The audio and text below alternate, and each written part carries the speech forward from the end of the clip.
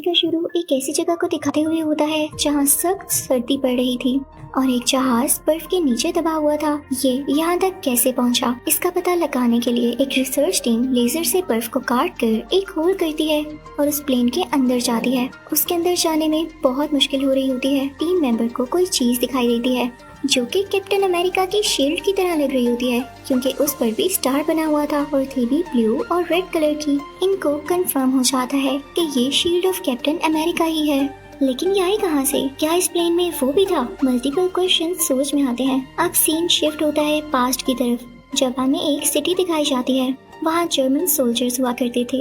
वो अपने लीडर के कहने पर एक एंशिएंट और मिस्टीरियस चीज को ढूंढ रहे होते हैं। जब कोई भी उसको ढूंढ नहीं पाता तो आर्मी लीडर खुद ही एक प्रीस्ट से मिलने जाता है। वहाँ उसको एक फेक कॉस्मिक क्यूब मिलता है, जिसे उठाते हुए वो जान लेता है कि ये तो असली नहीं है। वो प्रीस्ट से पूछता है वो चीज कहाँ है जिसकी मुझे तलाश है। तो प्रीस्ट जब कोई उसे जवाब नहीं देता तो लीडर वो फेक क्यूब तोड़ देता है और उससे दोबारा पूछता है मुझे बताओ वो कहाँ है। प्रीस्ट उससे कहता है नहीं, वो तुम्हारे लिए नहीं है, क्योंकि तुम एक गॉड नहीं हो। उस चीज को सिर्फ गॉड ही हासिल कर सकता है, क्योंकि उसी में इतनी ज्यादा पावर बर्दाश्त करने की एनर्जी होती है। जब प्रीस्ट उसे कुछ नहीं बताता तो वो खुद ही अपनी नजर इधर उधर दौड़ाने लगता है। उसे एक दीवार कुछ अजीब सी लगती है जिसमें एक बटन लगा होता है। वो उसको प्रेस करता है तो उसमें से एक बॉक्स बाहर आता है।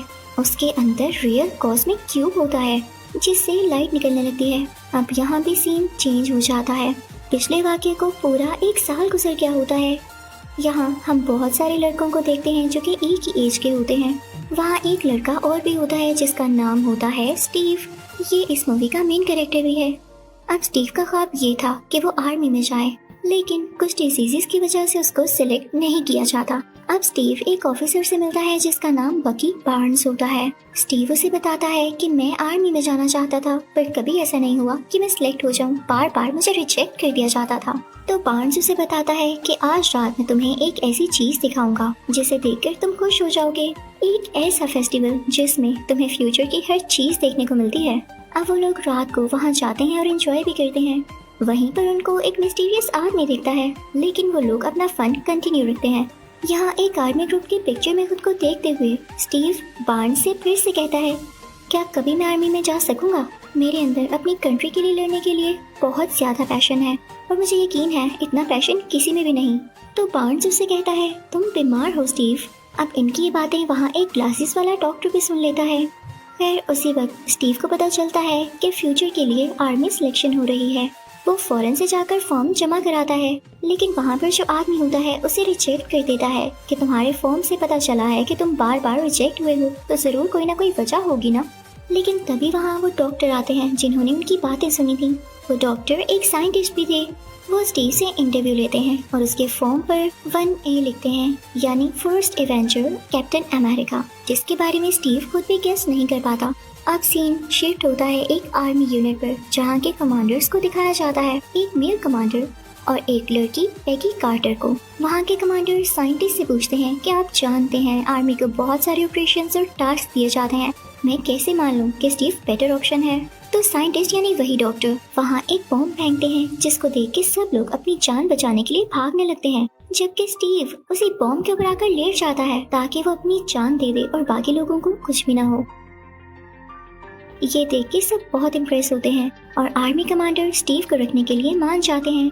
अब दूसरी तरफ हम एक आदमी रेड स्कल को देखते हैं। वो अपने साइंटिस्ट के साथ मिलकर कॉस्मिक क्यूब की पावर्स को जान रहा होता है और उसको यूज करके ऐसी एनर्जी निकालने की कोशिश करता है जो किसी भी प्लेन को 5-6 दिन तक उड़ा सके, यानी उसके लिए किसी फ्यूल की जरूरत न पड़े और हर वॉर में भी उन्हें एनर्जी दे सके ताकि वो जीत जाएं। आखिरकार कई दिन की मेहनत के बाद रेड स्कल का साइंटिस्ट वो मशीन बना ही लेता है जो कॉस्मिक क्यूब से एनर्जी लेगा और उनके टैंक्स में ट्रांसफर करेगा।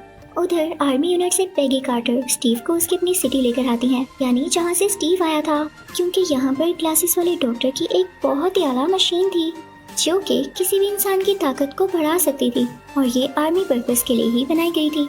इस मशीन का क्रिएटर वही मिस्टीरियस आदमी था जिसको हमने फेस्टिवल में देखा था। जब इसमें यूज होने वाला लिक्विड डॉक्टर यानी उसी साइंटिस्ट ने बनाया तो उनका भी नाम इसके क्रिएटर्स में आ गया और इसकी मेंटेनेंस का भी वही ख्याल रखा करते थे। अब इसी मशीन में भेजने के लिए स्टीव को यहाँ पर लाया गया था। अब स्टीव को इस मशीन में भेजा जाता है और उसे ऑन करके उसके मीटर्स को हाई लेवल पर सेट किया जाता है। मशीन हिलने लगती है और उससे बहुत सी लाइट बाहर आने लगती है। अंदर से स्टीव चिल्ला रहा होता है जैसे वो इतनी एनर्जी को बर्दाश्त न कर पा रहा हो, जबकि अभी मशीन सिर्फ और सिर्फ 70% लेवल पर सेट थी। मशीन में से स्पार्क्स निकलने लगते हैं और स्टीव की चीखें और ज्यादा बढ़ जाती हैं। उस मशीन को रोकने का फैसला लिया जाता है, लेकिन स्टीव बोलता है कि नहीं, मेरे में हिम्मत है, मैं इसको बर्दाश्त करूंगा, बल्कि इसको 100% तक बढ़ा दो। अब मशीन का लेवल 100% तक कर दिया जाता है और अब जब मशीन खुलती है तो सब स्टीव को देख के हैरान रह जाते हैं, क्योंकि उसकी बॉडी बनी होती है और वो बहुत कमाल का स्ट्रॉन्ग लग रहा होता है। तभी वहाँ पर एक स्पाई आता है और डॉक्टर को गोली मार के वो सीरम ले जाता है जिससे स्टीव भी स्ट्रॉन्ग हुआ था, यानी वही फ्लूइड जो उस मशीन में यूज होता है। डॉक्टर काफी जख्मी हो जाते हैं। स्टीव उनके पास आता है और कहता है कि मैं आपको कुछ नहीं होने दूंगा और मैं इस सीरम को भी वापस लाऊंगा।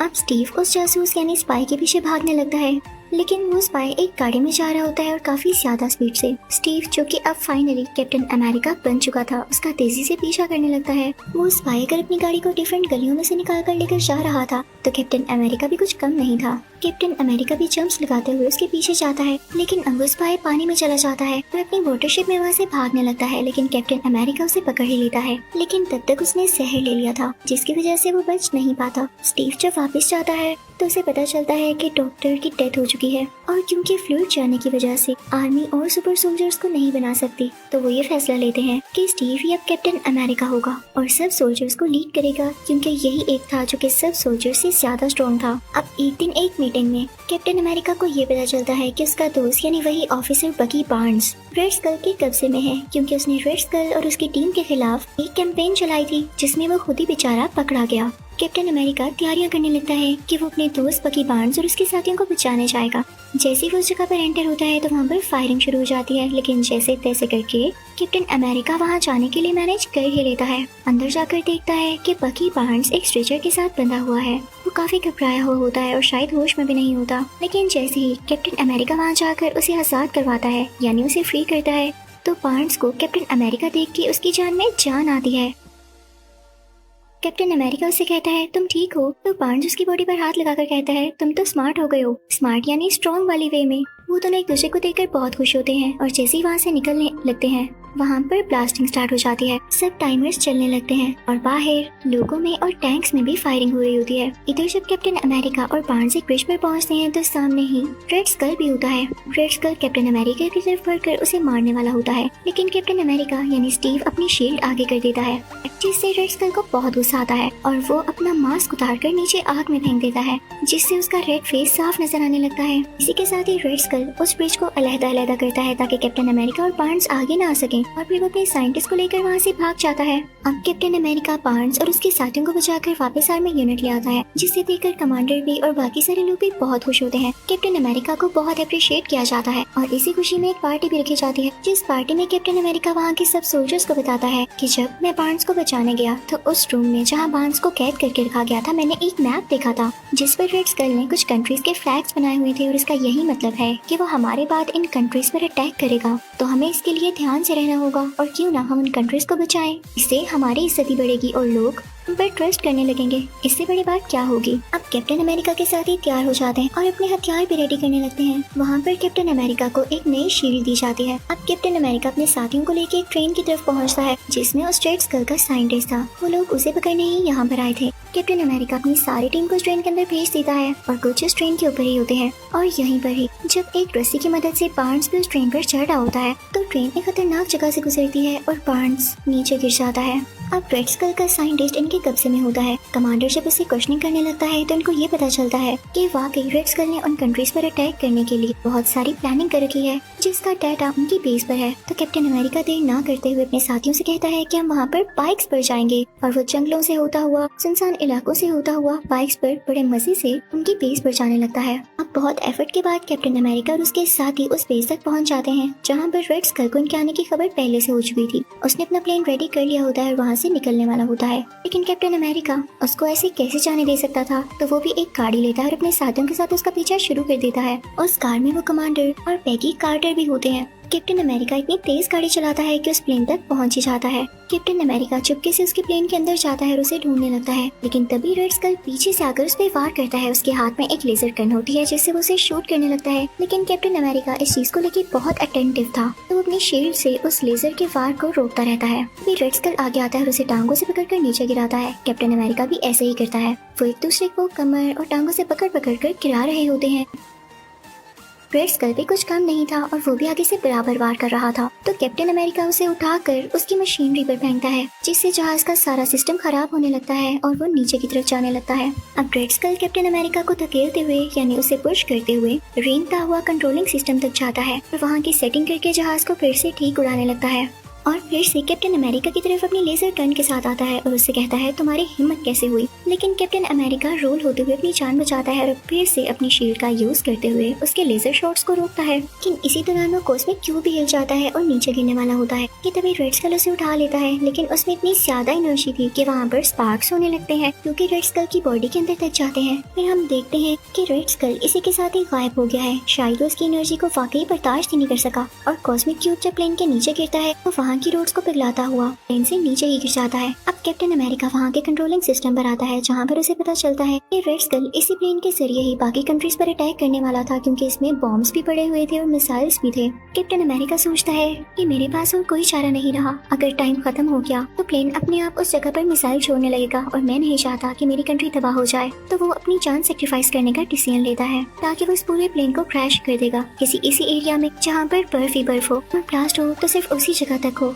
और किसी पॉपुलेशन को या किसी इंसान को कोई नुकसान न पहुंचे। तो वो साथ ही पैगी कार्टर को कॉल करता है और उसे सब कुछ बताता है कि पैगी मैं अपनी जान कुर्बान कर रहा हूँ। यहाँ पर पैगी काफी उदास हो जाती है, शायद वो उसे पसंद करने लगी थी और ना भी पसंद करती हो, ये सीन था ही इतना इमोशनल। और फाइनली कैप्टन अमेरिका आर्कटिक के उस इलाके में नई प्लेन क्रैश कर देता है। तभी तो हमने मूवी की स्टार्टिंग में देखा एक रिसर्च टीम को बर्फ के अंदर की प्लेन कैप्टन अमेरिका की शील्ड मिली थी जो कि इसी वाकये यानी सीन से कनेक्टेड थी। तभी हम उस मशीन के क्रिएटर को देखते हैं, उनको पानी में से वो कॉस्मिक क्यूब मिल जाता है, तो वो कहते हैं अगर कॉस्मिक क्यूब मिल सकता है तो हमारा कैप्टन अमेरिका क्यों नहीं। जल्द ही वो रिसर्च टीम कैप्टन अमेरिका को भी ढूंढ लेती है, उन्हें होश में लाया जाता क्योंकि अब 70 साल गुजर चुके थे। कैप्टन अमेरिका होश में आने के बाद बिल्कुल ठीक ठाक था क्योंकि उसमें उसी सीरम की पावर्स जो थी, तो उसको जिस रूम में रखा जाता है रूम का सारा सेटअप भी पुराना होता है, इवन उसके पास रेडियो भी बड़ा होता है ताकि कैप्टन अमेरिका को कुछ अजीब कि वो अचानक से फ्यूचर में कैसे आ गया। लेकिन रेडियो पर जिस मैच की कमेंट्री चल रही होती है कैप्टन अमेरिका कहता है इस मैच में तो मैं खुद बैठा हुआ था, तो इसकी कमेंट्री लाइव कैसे चल रही है। वो भाग कर बाहर जाता है, तभी उसे एक आदमी मिलता है और कहता है अरे तुम बाहर आ गए, हमने सोचा था हम तुम्हें आहिस्ता आहिस्ता बताएंगे ताकि तुम घबराओ नहीं, तो चलो तुमने पता लगा ही लिया है तो इसको समझ भी जाना। मुझे अच्छा लगा कि तुम इतने ज्यादा समझदार हो। इसी के साथ इस मूवी का यानी कैप्टन अमेरिका का पार्ट 1 खत्म हो जाता है। Thank you for watching.